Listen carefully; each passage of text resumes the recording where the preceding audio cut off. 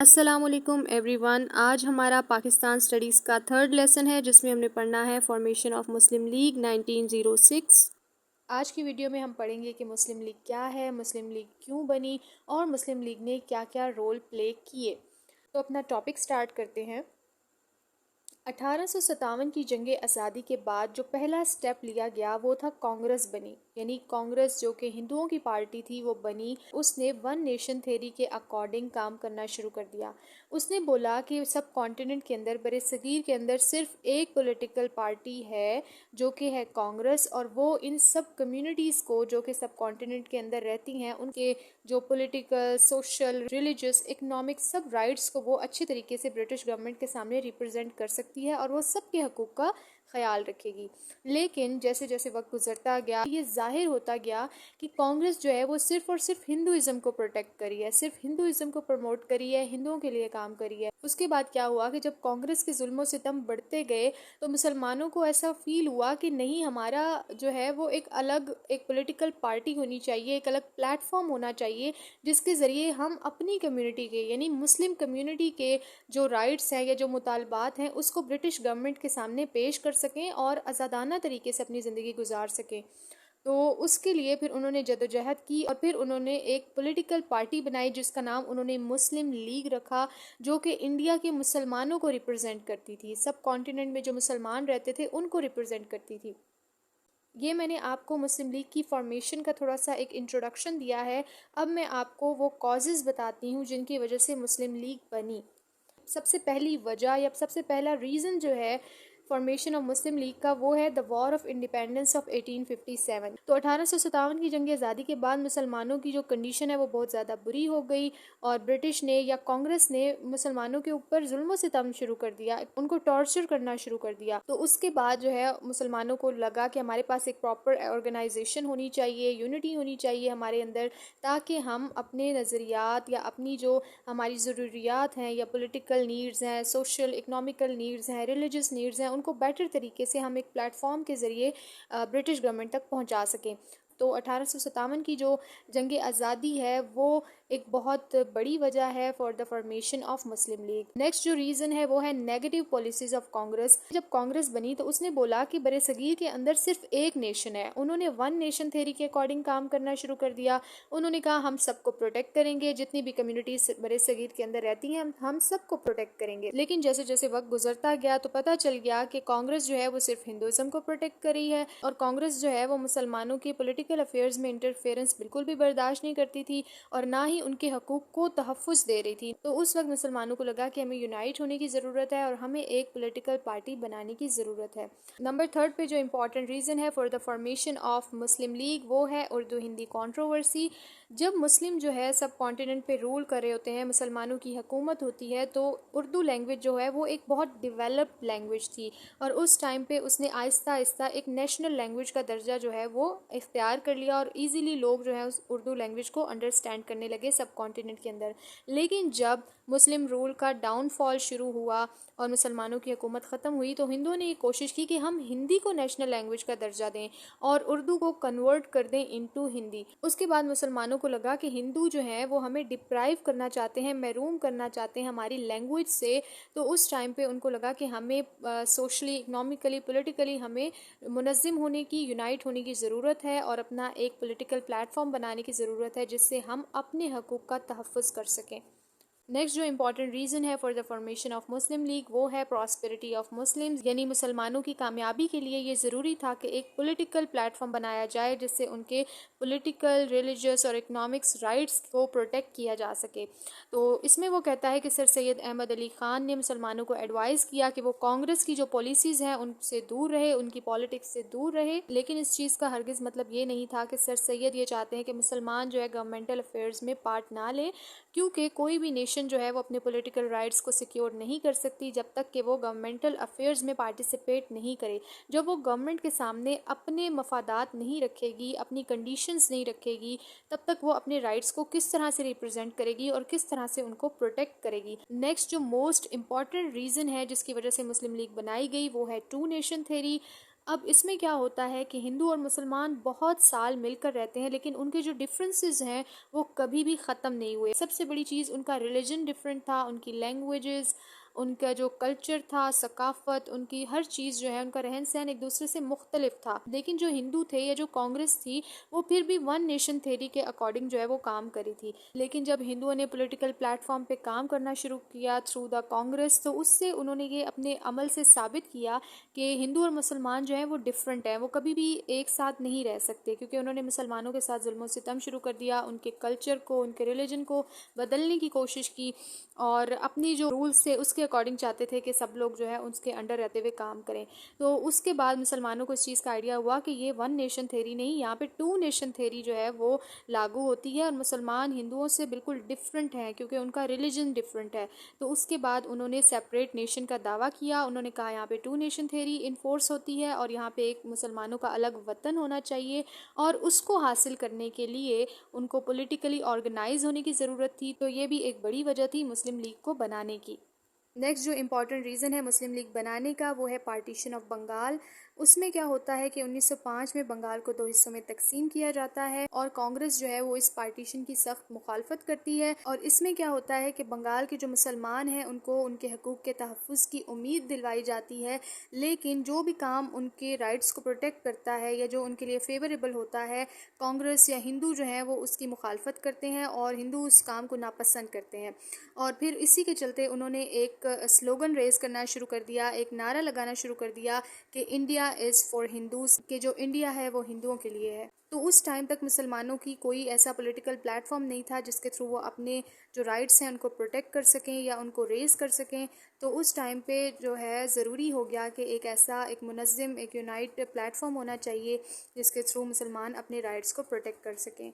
Number 7 पे जो reason है मुस्लिम लीग बनाने की, वो है शिमला डेपुटेशन सक्सेस। इस शिमला डेपुटेशन में मुसलमानों की तरफ से कुछ डिमांड की जाती हैं, जैसा कि सेपरेट इलेक्टोरेट या मुसलमानों को जुदागाना इंतखाब का हक दिया जाए और सरकारी नौकरियां दी जाएं, यानी गवर्नमेंटल ऑफिस में हमें सीट्स दी जाएं। तो ये कुछ डिमांड्स उन्होंने रखी थी, तो जो ब्रिटिश गवर्नमेंट ने एक्सेप्ट कर ली। तो ये चीज़ जो है वो हिंदुओं को बहुत नागवार गुजरी और जो मुसलमानों के हक में ये फैसला हुआ शिमला डेपुटेशन का, तो उस सूरत में जब हिंदुओं ने उस चीज़ की मुखालफत की तो उस टाइम पर मुसलमानों को लगा कि अब उनका एक पॉलिटिकल प्लेटफॉर्म होना चाहिए जिसके थ्रू अपने राइट्स को प्रमोट कर सकें और उनको इन्फोर्स भी करवा सकें। नेक्स्ट अब हम पढ़ लेते हैं कॉन्स्टिट्यूशनल रिफॉर्म को। इसमें वो कहता है कि 1857 की जंग आज़ादी के बाद इंडिया के अंदर अंग्रेज़ों ने या ब्रिटिश ने बहुत बार कॉन्स्टिट्यूशनल रिफॉर्म्स को इंट्रोड्यूस करवाना चाहा, क्योंकि उस टाइम अंग्रेज़ों की हुकूमत थी और अंग्रेज़ ये चाहते थे कि इंडिया में किस तरह का कॉन्स्टिट्यूशन बनाया जाए जो इंडिया की जो भी पॉलिटिकल, इकोनॉमिक या जो भी कंडीशंस हैं या जो भी मामलात हैं उनको डील करने के लिए एक कॉन्स्टिट्यूशन बनाया जाए।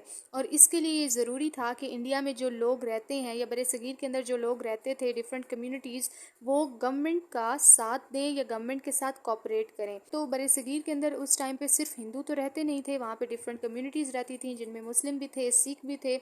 तो उस टाइम पे फिर उन सब का कॉपरेशन जो है वो ज़रूरी हो गया था।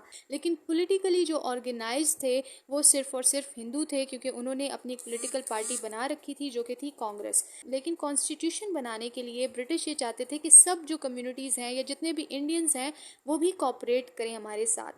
तो उस सूरत में फिर मुसलमानों को ये लगा कि हमें अपने राइट्स को प्रोटेक्ट करने के लिए अपनी एक अलग पार्टी बनानी चाहिए, क्योंकि कॉन्स्टिट्यूशन उस वक्त तक नहीं बनाया जा सकता जब वो पूरी उस टेरिटरी में रहने वाले लोगों के राइट्स को प्रोटेक्ट ना करता हो। तो सिर्फ हिंदुओं के राइट्स को प्रोटेक्ट करने की बात नहीं थी, वहाँ पे मुसलमानों के राइट्स को भी प्रोटेक्ट करना था और दीगर जो कम्युनिटीज़ हैं उनके राइट्स को भी प्रोटेक्ट करना ज़रूरी था। उस टाइम पे ये ज़रूरत महसूस हुई कि मुसलमानों की तरफ से भी एक लीडरशिप होनी चाहिए जो मुस्लिम्स के राइट्स को प्रमोट कर सके या ब्रिटिश गवर्नमेंट के सामने उनको रख सके। तो उस टाइम पे कॉन्स्टिट्यूशनल रिफॉर्म्स के लिए भी ज़रूरी हो गया था कि मुसलमानों की तरफ से एक पॉलिटिकल पार्टी बनाई जाए। तो इस वजह से 1906 के अंदर मुस्लिम लीग का क़याम किया गया।